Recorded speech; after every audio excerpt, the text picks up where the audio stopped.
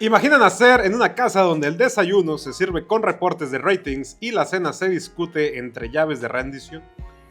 Imagínate que tu primer trabajo a los 13 años no es un puesto de limonada, sino modelando camisetas para un catálogo que verán millones de personas.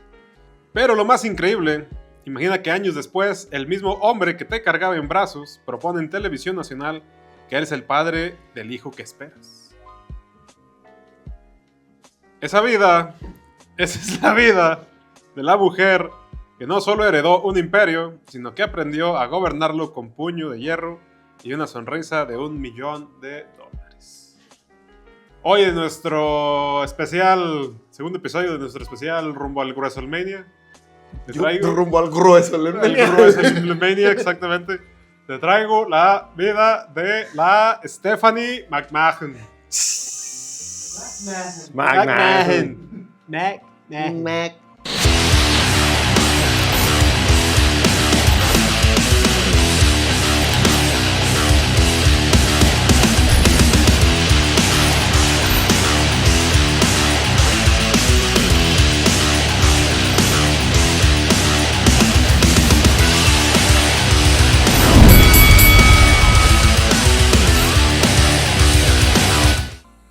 ¿Nunca viste el video de la del ardilla? perrito No, creo que se llamaba Steve. ¡Steve! Sí. Ahora sí. Bienvenidos al programa, donde las máscaras cuentan historias y los pierrotazos dejan eco en la eternidad. Aquí, entre máscaras y caídas, yo, Stutz, le contaré a mi amigo Joshua Las historias que forjaron el mundo de Lula Ula. Iba a decir de Lojana, güey, pero... prepárate para entrar en la arena, donde el pasado cobra vida y las leyendas nunca se retiran.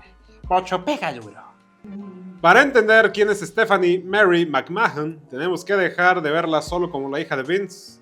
Estamos hablando de una mujer que nació el 24 de septiembre de 1976 en Hartford, Connecticut, literalmente con el logo de la empresa marcado en el ADN. Pero ojo, que su camino no solo fue alfombra roja y limusina. Mientras muchos creen que ella solo jugaba a las luchas, Stephanie se estaba puliendo en las mejores aulas. Se graduó con honores en la Universidad de Boston en el 98, con una licenciatura en comunicación.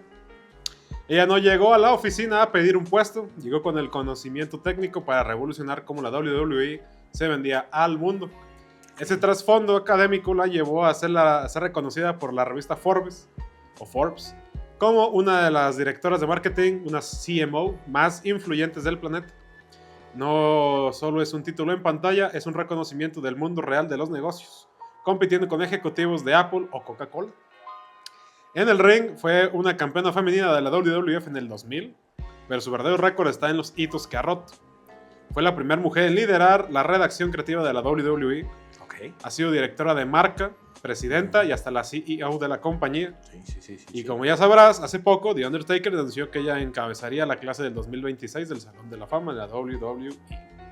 Un círculo perfecto que se cierra tras décadas de entrega.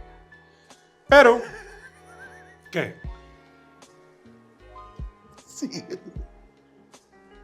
Digo que mi... Sí, Es que es un círculo que se cierra tras décadas de entrega. Perdón, güey. ¿Qué tal que hace mucho ya no? ¿Qué tal que Cuauhtémoc Noche tiene problemas de corazón? Ya no acá. Ya no acá, ya acá. Exactamente. Pero, ¿cómo pasó una graduada de comunicación de Boston de ser ejecutiva de cuentas en Nueva York a ser una mujer que fue sacrificada en un altar por el Undertaker y que terminó casándose con el mayor rival de su padre? Para entender a la mujer que hoy es la segunda mayor accionista de un gigante de miles de millones de dólares, tenemos que viajar al momento en el que la oficina se convirtió en arena y el apellido McMahon se volvió una maldición y una bendición al mismo tiempo. Mira, pues imagínate tener 22 años, acabar de salir de la universidad con tu título de comunicaciones bajo el brazo y que tu primer gran proyecto en la empresa familiar sea ser secuestrada por una secta satánica. Así fue el debut de Stephanie en el 99. No entró con traje de desastre, entró como la damisela en apuros en la guerra entre los McMahon y el ministro de la obscuridad del Undertaker. ¿Tienes la fecha de esa pelea? Es que fue más bien todo un arco. Pero sí hay un punto en el que, o sea, sí la andan crucificando. Es que acabando les voy a dar un dato. Abril de 1999, en el evento Backlash, las luces de la arena se apagan, el olor a azufre inunda el ambiente y los cánticos gregorianos retumban en las paredes. El Undertaker, vestido como un sumo sacerdote de las tinieblas, tiene a Stephanie atada a un enorme símbolo cruciforme. Está aterrada. Vince McMahon, el hombre más poderoso de la industria, llora en el ringside suplicando por su hija. En una escena que hoy sería imposible de transmitir, pero que en ese entonces paralizó al mundo entero. Al final, el rebelde Stone Cold Steve Austin llega a salvarla, no por amor a los McMahon, sino por odio al Taker. Pero la verdadera maestría narrativa llegó meses después. Stephanie estaba comprometida con el luchador Test. No sé si ubicas a Test. Sí recuerdo a Test. También le decían el devorador. Sí. Lo voy a dejar en esta. Se la firmo, señora. Pero la verdad, maestría narrativa llegó meses después. Stephanie estaba comprometida con el luchador Test en una boda de ensueño en Raw. Pero antes del sí, aparece Triple H diciendo, no se pueden casar. Yo ya me casé con ella anoche. ¿Con Elvis Presley? Que ella haya estado en un blackout de alcohol. Y no se acuerden de que en Las Vegas puedes pasar con tu carrito y te casan así en chinga, güey. Una noche de copas, una noche loca. Ajá, y pues se quedó así como, no mames, vete a la verga. Aparece Triple H con un video que rompió el internet antes de que el internet fuera lo que soy. Y se aparece el vato así como de, bueno. ¿qué onda, bros? ¿Cómo andan? Como si fuera así un video selfie, güey, ¿sabes? Y la Stephanie así, güey, borracha así a un ladito, güey. Estoy aquí en la capilla, ¿sabe qué? Y me acabo de casar, que la chingada. Y nomás 3 tomesas se había servado la Stephanie. Exactamente. Él la había puesto muy borracha o quizás drogado, no sabemos cómo manejaron el ángulo. Se inyectaron marihuana. La había llevado a una capilla de autoservicio en Las Vegas. Se hizo un porro de Chiudi. La había llevado a una capilla de autoservicio en Las Vegas y se había casado con ella mientras estaba inconsciente. El público estaba asqueado hasta que llegó la gran revelación. Stephanie no era la víctima. Ella estaba compinchada con Triple H desde el principio. Traicionó a su padre para vengarse de él por haberla usado como carnada en la historia del Undertaker. Entonces ahora la estaba usando Triple H. Adonde que ella se enojó porque más adelante en la historia del Undertaker y antes de esto, cuando dijeron, ¿quién es el jefe del Undertaker? ¿Sabes? Porque el Undertaker nada más era como que el achichingle, por así decirlo. Sí, ajá, y él trabajaba, ¿no? para el mal superior o el mal mayor. Ajá. ¿No? Y se revela que es el Vince. Soy yo. Y ella así como, ¿qué hijo de tu Eres puta tú mismo madre? planeando tu misma autodestrucción. Tú mismo me pusiste en la cruz, hijo de la chingada, ¿sabes? Entonces, por eso lo traicionó y salió con el Triple H y todo fue como planeado desde ese momento para que explotara aquí. Okay. Traicionó a su padre para vengarse de él por haberla usado de como carnada en la historia del Undertaker. Ahí, mi Joshua, nació la era de McMahon-Hamsley. De la noche a la mañana, la niña dulce de Greenwich se convirtió en la mujer más odiada de la televisión y Triple H a su lado. O sea, pintado de azul. Para que dimensiones la época, todos estábamos obsesionados con la Matrix y el efecto Bullet Time. Exactamente cuando paraba también las balas. El pánico del Y2K, el error del milenio, tenía medio mundo pensando que las computadoras iban a explotar el 1 de enero. El pop dominaba con Britney Spears lanzando Hit Me Baby One More Time y Christina Aguilera. Stephanie era la versión lucha libre de las villanas de las películas teen de la época como Sarah Michelle Gellar en Cruel Intentions. Okay. Tenía ese estilo de chica rica de Connecticut, pero con un instinto asesino para el micrófono. Así como su papá y su hermano heredó pues, el hocico. Los dotes para andar ahí dando show, exactamente. Y para cerrar este ascenso con broche de oro, en marzo del año 2000, Stephanie derrota a Jacqueline, con la ayuda de Triple H, para ganar el campeonato femenino de la WWF. No era la mejor técnica, no era una atleta olímpica, pero tenía lo que nadie más tenía, que era un odio, un hit de la gente. Y una labia para convencer a la raza para que hiciera descarga. Y era la hija del patrón, claro que sí. La gente pagaba solo para ver si alguien lograba callarla o quitarle el cinturón. Quiere ver si le rompen el hocico y más por eso voy a ir a pagar. Ojalá le partan su madre. Y pues bueno, moviéndonos al 2001 y yo.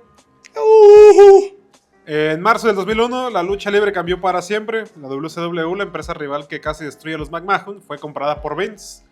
Pero en la historia de la televisión, Shane apareció en el último episodio de Nitro diciendo que el nombre en el contrato decía McMahon, pero que no era ningún Vince, era Shane McMahon, el dueño de la WCW.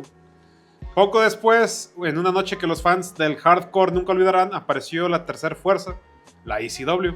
Y cuando todos esperaban ver a Paul Heyman, ¡pum!, aparece Stephanie y se revela como la nueva dueña de la SW y une fuerzas con su hermano para formar la alianza. Y de aquí pues nos movemos un poquito a lo que pudo haber sido uno de los mejores ángulos de toda la historia de la lucha, pero que no supieron llevar bien con la invasión de la SW y la WCW. Ok, Simón. Acá en la WWE. Cambiadero y mezcladero de sopas. Exactamente. Pero mientras en la pantalla se jugaba a ser la general de una guerra de marcas, en la vida real Stephanie estaba tomando el control total de la narrativa. En el año 2000, con apenas 24 años, fue nombrada la jefa de escritores. Imagínate la presión, ser la jefa de un cuarto lleno de creativos, hombres la mayoría de ellos, dictando el destino de figuras como La Roca, Stone Cold o el Undertaker durante 5 años. Ella fue la arquitecta de las historias que hoy recordamos como leyendas. Su consolidación no solo fue en la oficina, fue en el ring. Sus guerras contra Lita y Trish Stratus no eran solo por un campeonato, eran por el respeto. Stephanie no era una atleta técnica, pero entendía la psicología del ring mejor que nadie.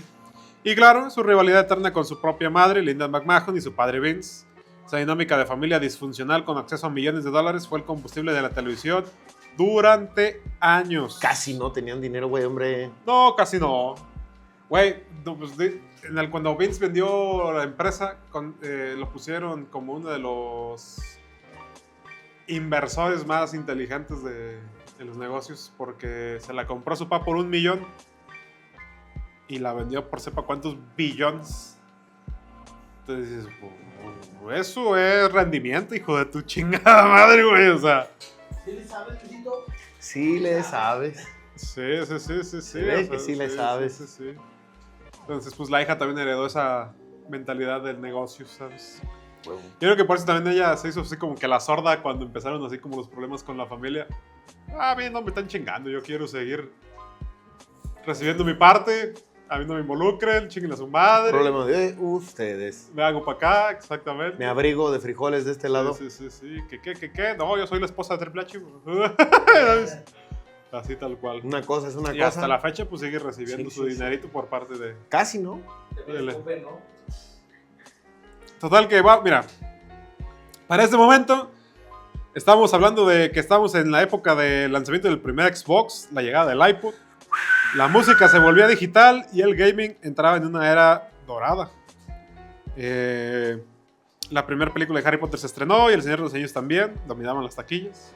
El mundo buscaba fantasía y aventura épica. Stephanie encajaba perfecto en esta estética de villana de alto presupuesto. Era la versión de carne y hueso de los personajes de poder que veíamos en el cine. Todo esto, más adelante, la llevaría a entrar en un feudo contra su padre, llegando a una lucha en el No Mercy del 2003. 6 días antes de su boda real con Triple H, Stephanie tuvo que enfrentar a su propio padre en una lucha de me rindo. Fue una carnicería emocional. Vince la humilló, la atacó y Linda tuvo que tirar la toalla desde el ringside para salvar a su hija. En ese momento marcó el final de su etapa como luchadora constante y su transición definitiva a la ejecutiva que hoy conocemos. Fue el sacrificio final para dejar atrás la niña y convertirse en la matriarca. Pero el poder, mi Joshua, tiene un precio.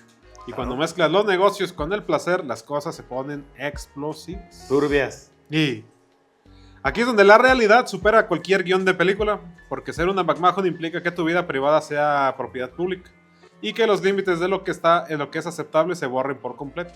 Mientras el mundo la veía como la villana perfecta, detrás de las cortinas, Stephanie estaba liberando batallas contra egos gigantescos y a veces contra la propia cordura de su padre.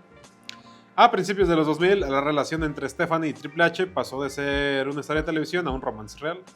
Pero no fue un cuento de hadas. En los pasillos de la WWE esto causó un terremoto. Muchos luchadores y ejecutivos murmuraban que Triple H solo quería el poder y que Stephanie estaba comprometiendo la integridad de la empresa. De hecho, sí, había una regla de que no pueden salir, ¿sabes? O sea, no puedes salir con los empleados. Usted puede escoger a tu patrona, Triple H, no mames. Es como este güey que sacó un libro de cómo ser millonario. Paso número 1, cásate con la hija de un millonario. Se acaba el problema. Imagínate la presión de tener todo el vestidor mirándote con sospecha mientras intentas dirigir un cuarto de creativos siendo una mujer joven en una industria dominada por la testosterona. Pero la controversia más perturbadora de su carrera es esa que nos hace cuestionar qué pasaba por la mente de Vince. Ocurrió cuando Stephanie estaba embarazada en la vida real. Vince, en un arranque de locura creativa que hoy nos parece algo enfermizo, propuso una historia para la televisión. Quería que se revelara que el mismo padre del bebé de Stephanie era él o su hermano. Ella, horrorizada, le dijo que no. Vince no se rindió y propuso que fuera alguien más quien tomara ese rol en el guión. Stephanie tuvo que plantarse con una firmeza absoluta para detener esa aberración. Fue el momento en el que demostró que, aunque amaba el negocio familiar, ella tenía algo que su padre a veces parecía olvidar: un límite moral. Güey, o sea... Ese que traes ID que es mío. Es show. ¿Cómo no dijiste que meabas tras cabinas?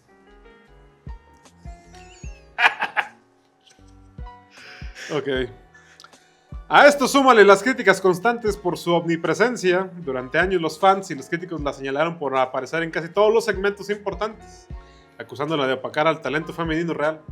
Cada vez que abofeteaba a una superestrella masculina sin que hubiera una consecuencia, el resentimiento de la audiencia crecía.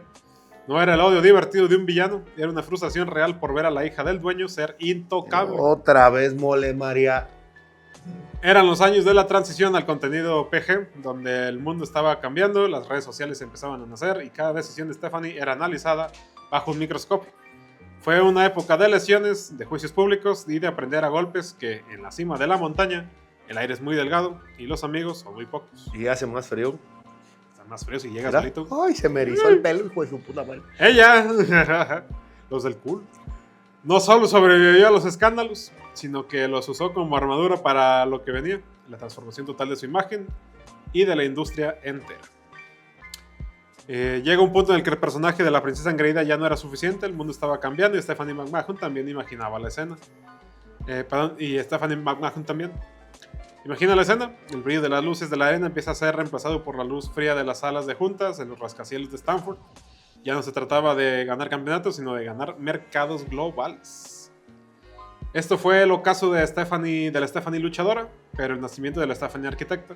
A mediados de la década de 2010 vimos una transformación fascinante. Regresó a la televisión con la facción llamada La Autoridad, actuando junto a su esposo como los tiranos que movían los hilos del destino de todos los luchadores. Como titiritero. Y tenían ahí al Big Show, al Kane, a Seth Rollins. Y sus pinochos. Y era una versión más madura y peligrosa de sí misma, una que no necesitaba luchar para destruirte, le bastaba con una firma en un contrato o una de sus ya legendarias bofetadas. Si te das cuenta, en este momento lo que hicieron fue agarrar lo que ya había hecho el Vince con su arco de ser el autoritario, pero ahora pusieron a Stephanie como la... Con ella y toda la chichinclería atrás con tal de conseguir un buen puesto. Sí. Estaba bien cagado ver a Kane en traje, güey, y que para la hora de pelear nada más se quitara el saco y la camisa se dejara el pantalón de vestir, güey. Sí, estaba cagadísimo. Si decías, Kane, ¿por qué tienes pelo? ¿Sabes? Tú no eres Kane. Tú no eres Kane. Kane. Tú eres Kane imbécil. Tú eres el Kane imbécil, exactamente. Tú no eres el Kane, eres el Kane imbécil. Por favor, señor gobernador, no vea esto. ¿Sí o no? El otro así ya de repente parece que sí. De aquí de Así la como mesa sale fuego, güey. Así como de, Pablo, ¿por qué pusiste luces rojas? Y Pablo, nunca he puesto luces rojas aquí. Si no, se empieza a poner rojo el pedo y sale fuego. Y así, y aparece primero atrás del Pablo, ¿no? Así con la máscara, y atrás de nosotros sí la máscara del güey. Y hay dos. Hay que grabar eso, estaría bien.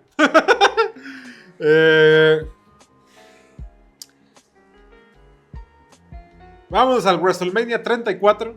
Stephanie está en el ring, en el escenario más grande de todos, enfrentándose a la mujer más peligrosa del planeta en ese momento, la Ronda Rousey. Es el clímax de su faceta como autoridad opresora. Tras años de manipular los resultados, Stephanie finalmente recibe su merecido frente a millones de personas. Al final, después de una derrota humillante, ella camina hacia el túnel, la cámara se aleja, y nos damos cuenta de que ese cierre es el cierre de una era. La villana ha caído, pero la mujer detrás del personaje está lista para algo mucho más grande.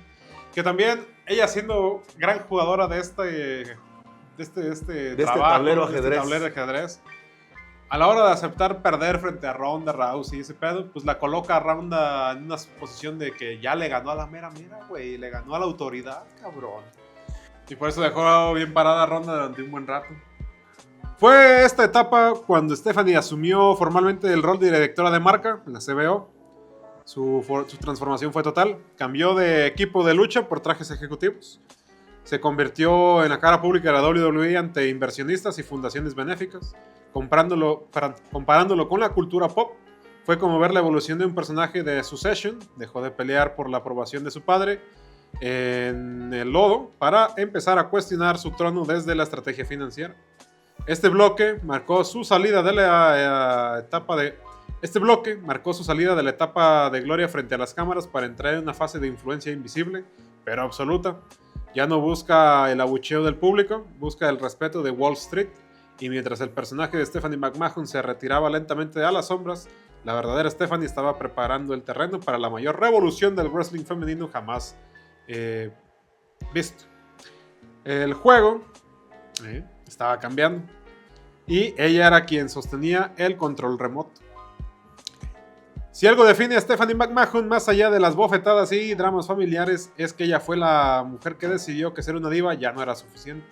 Durante décadas, las luchadoras eran tratadas como el intermedio para ir a la cocina. Eran modelos en combates de lodo o de almohadas. Pero Stephanie, con esa visión de comunicadora y el poder de su oficina, y ser hija del jefe, decidió que era hora de romper el techo de cristal con una bofetada de realidad. Su mayor legado comenzó en el 2015 con lo que hoy conocemos como la Women's Evolution, o bueno, la revolución de las mujeres. Ella fue quien presentó en la televisión a figuras como Sasha Banks, Becky Lynch, Charlotte Flair y la Bayley, anunciando que el tiempo de las divas había muerto.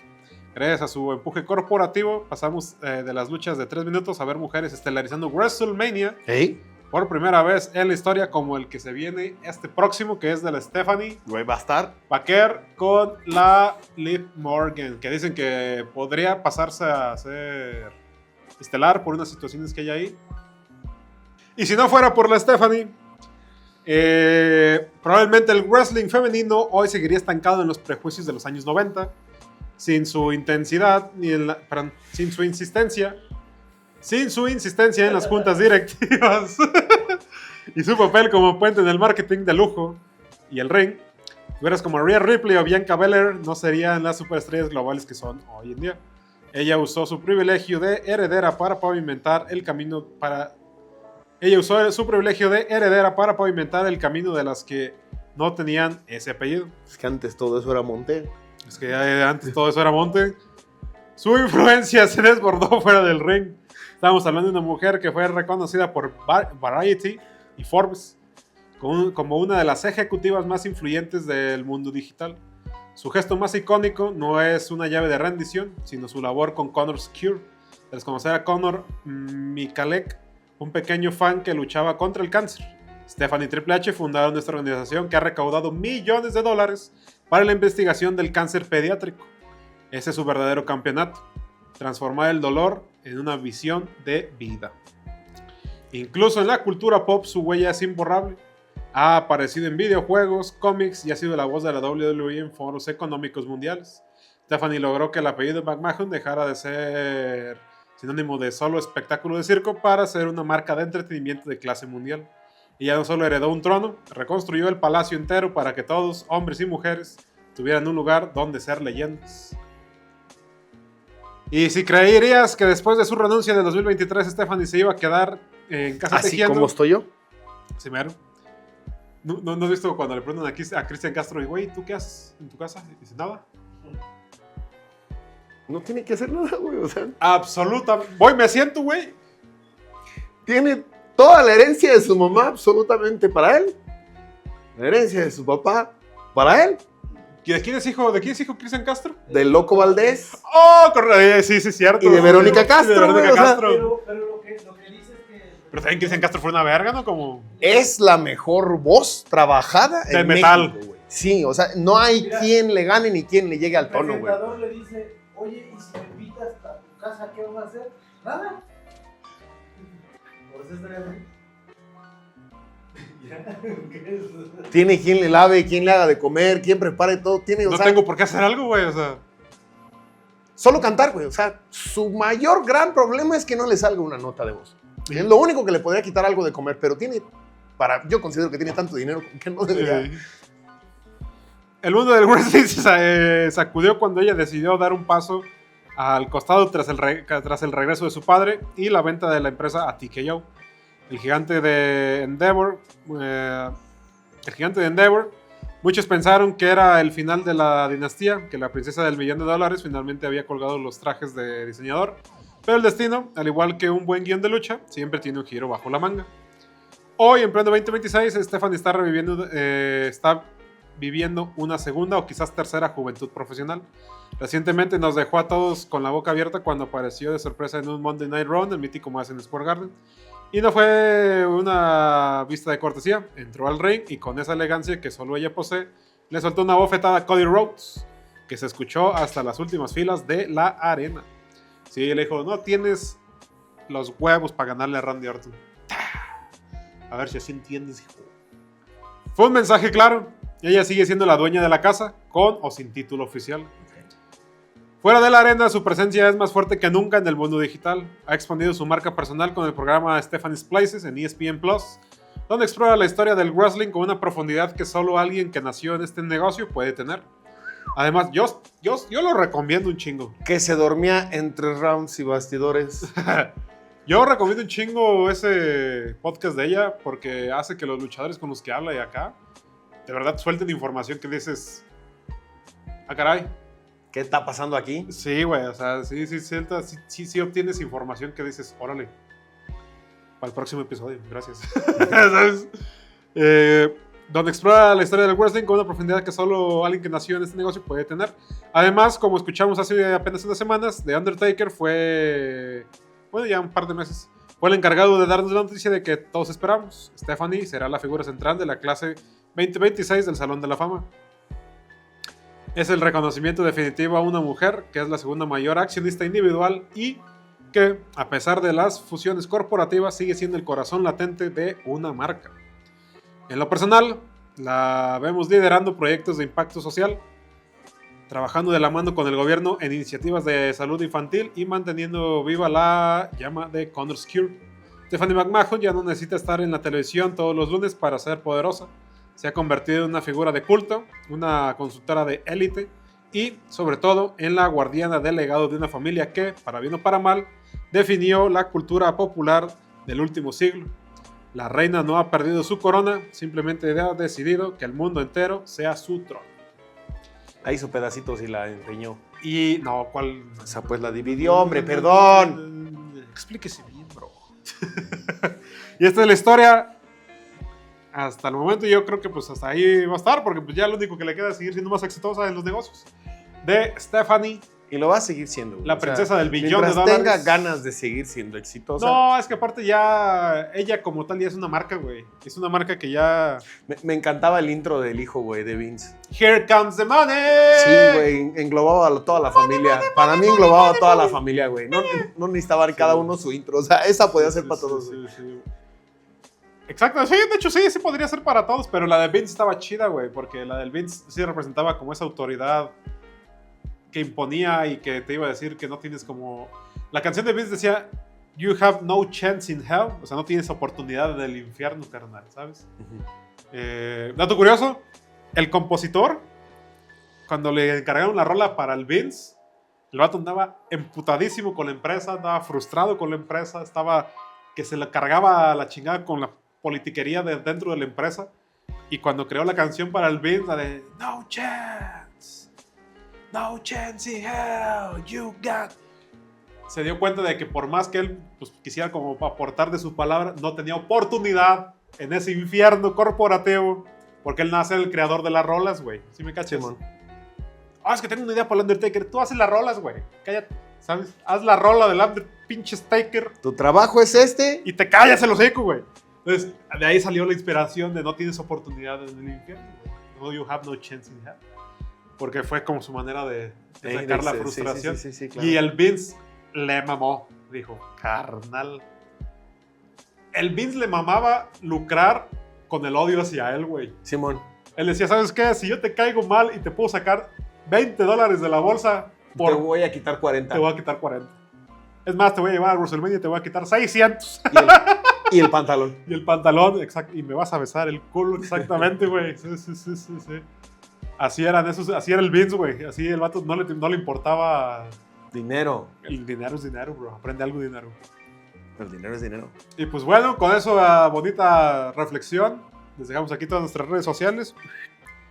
Síganos aquí en YouTube. Síganos en TikTok, Facebook, Spotify. No, Spotify ya no lo usamos. Pues bueno, me llevo algo más que agregar. Todo excelente, canal. Pues bueno, amigos. Después de delatar a Vince como masón, nos estamos viendo. Cuídense. Bye.